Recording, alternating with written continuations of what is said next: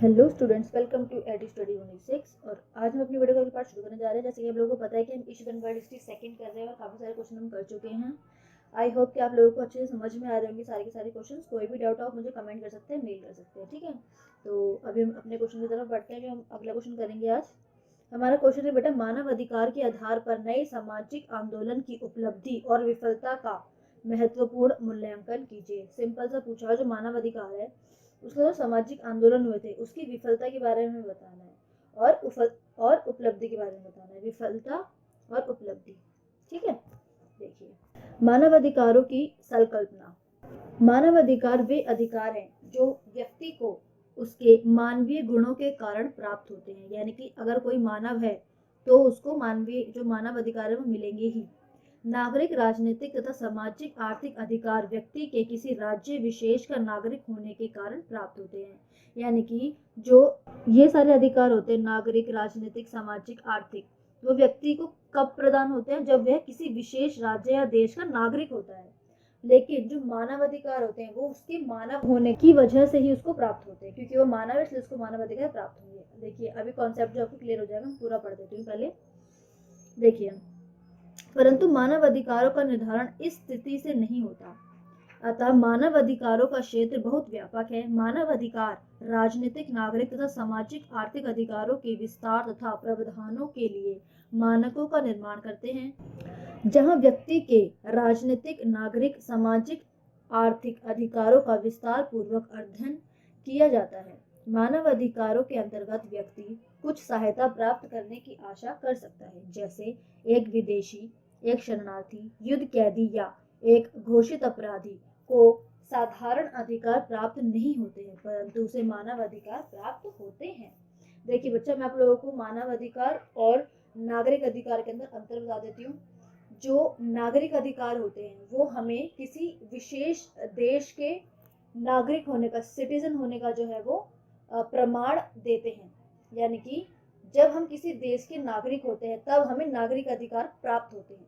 परंतु मानव अधिकार विश्व के सभी मानवों के लिए होते हैं। यानी कि कोई भी व्यक्ति किसी भी कंट्री के अंदर जाता है और उसके साथ कुछ अन्यायपूर्ण चीज हो रही है तो वहां पर भी उसके लिए मानव अधिकार बराबर ही होंगे। लेकिन कोई व्यक्ति किसी, छोटा सा एग्जांपल देती हूँ आप लोगों को। अगर कोई व्यक्ति भारत से ब्रिटेन जा रहा है, ठीक है, और उसका जो शोषण हो रहा है या फिर भारत से कोई कैदी है, भागा है वो, ठीक है, जैसे कि बहुत सारे जो बैंक करप्ट लोग हैं, जो जिन लोगों ने बहुत ज्यादा घोटाले किए हैं, वो सब ब्रिटेन ही क्यों जाते हैं? आप लोगों को मैं एक बात बता दूं कि ब्रिटेन का जो मानव अधिकार का जो रूल है वो बहुत ज्यादा स्ट्रॉन्ग है।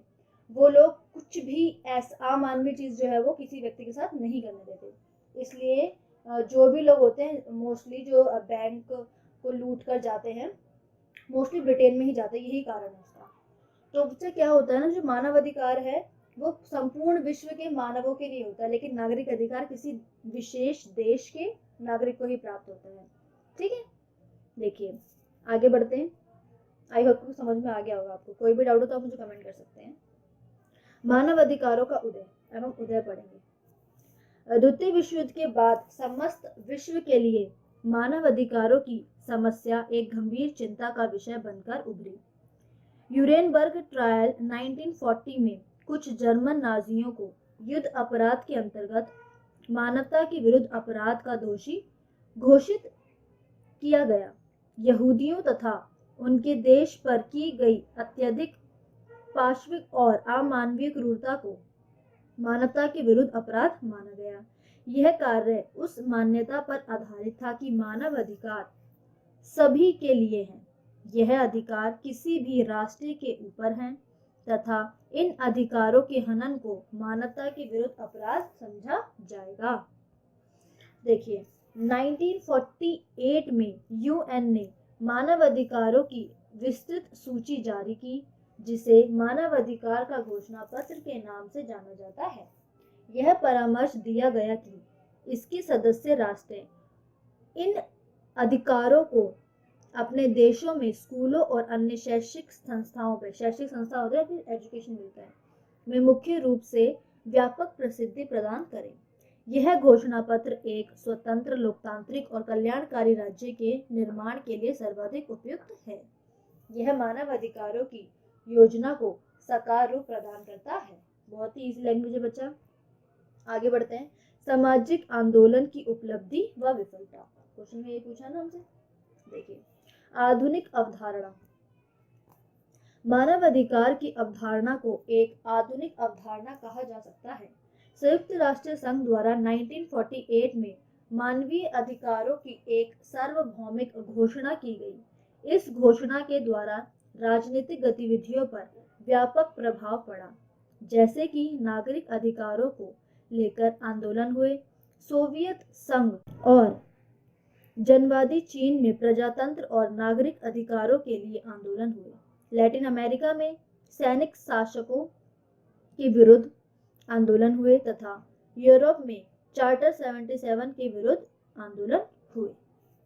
ठीक है बच्चा, देखिए आगे बढ़ते हैं। 20वीं शताब्दी में आम लोगों में आए बदलाव। 20वीं शताब्दी के अंत तक इन मानवाधिकार आंदोलनों का जन समुदाय पर ऐसा व्यापक प्रभाव पड़ा कि एक आम आदमी भी अपने आप को एक बड़े समुदाय का हिस्सा समझने लगा। मनुष्य होने के कारण एक दूसरे के सुख दुख में स्वयं को भी जोड़ने लगा और जाति, धर्म, लिंग, भाषा, नागरिकता आदि इन सबसे ऊपर उठकर मानव अधिकारों की बात करने लगा। मानव अधिकारों की सक्रियता का प्रभाव देखिए।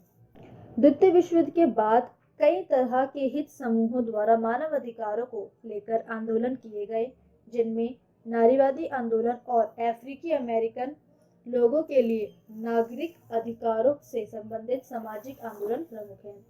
सन 1970 में पश्चिमी देशों में नागरिकों के अधिकारों की रक्षा के लिए आंदोलन किए गए, क्योंकि उस समय सोवियत संघ में श्रमिकों को ये अधिकार प्राप्त थे। इस तरह मानव अधिकार आंदोलनों से राजनीतिक जागरूकता और सामाजिक सक्रियता दोनों को ही बढ़ावा मिला। इस तरह इन आंदोलनों का स्वरूप मानवाधिकारों तक सीमित न रहकर मानवीयता और सामाजिक आर्थिक विकास की ओर मुड़ गया। 6 पॉइंट है बच्चा हमारा। मानव अधिकारों को सामाजिक व्यवहार के तौर तरीके के रूप में देखा जा सकता है। इसे मनुष्य के लिए बहुमूल्य माना जाता है, अर्थात मनुष्य को समाज के विकास के लिए जाने जाने वाले कार्यों को प्राथमिकता मिलती है या फिर प्राथमिकता देनी चाहिए। ठीक है बच्चा, देखिए मानव अधिकारों की संपूर्ण धारणा। मानव अधिकारों की संपूर्ण धारणा इस बात पर ही आधारित है कि कुछ ऐसे मानवीय मूल्य हैं जिन्हें सार्वभौमिक रूप से अपनाना चाहिए। इन मूल्यों में मनुष्य के अस्तित्व के लिए आवश्यक अधिकारों और स्वतंत्रताओं से संबंधित विचार होते हैं, जैसे जीवन का अधिकार, जबरदस्ती गिरफ्तारी से स्वतंत्रता और हर तरह के शोषण से मुक्ति आदि। 1948 के सार्वभौमिक मानव अधिकारों में जिन अधिकारों को गिना जाता है वह किसी भी समाज के कल्याणकारी होने को चिन्हित करते हैं, जैसे सामाजिक सुरक्षा का अधिकार, मजदूर संघ बनाने का अधिकार, अवकाश व श्रम का अधिकार, नवजात शिशु की देखभाल के लिए उचित सुविधाओं का अधिकार, शिक्षा का अधिकार आदि। ठीक है बच्चा, ये सारे अधिकार है जो मानव अधिकारों के अंदर आते हैं। देखिए निष्कर्ष की ओर बढ़ते हैं। आपको जो निष्कर्ष है आपके आंसर के ऊपर होता है।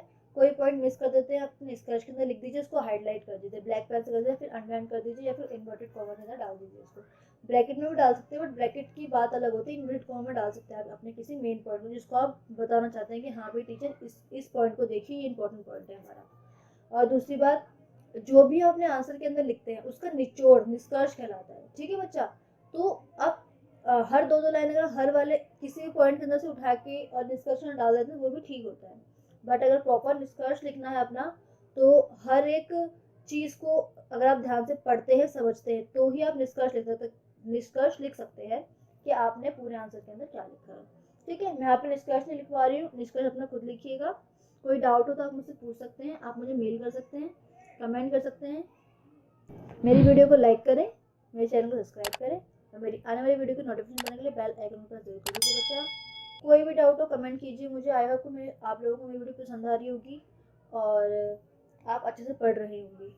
ये बहुत ज़्यादा इजी और इम्पोर्टेंट क्वेश्चन है जो आप लोगों के आते हैं। अगर जिन बच्चों के पास जीई का सब्जेक्ट होता है पॉल साइंस का, तो उसके अंदर भी मानवाधिकारों के मुद्दे जो हैं वो पढ़ाए जाते हैं आप लोगों को, ठीक है। तो ये दोनों बिल्कुल सेम है, बहुत जगहों पर जो है दोनों बहुत सेम है, क्योंकि विश्व के अंदर जो भी चीज़ें चलती हैं वो बराबर ही होती हैं।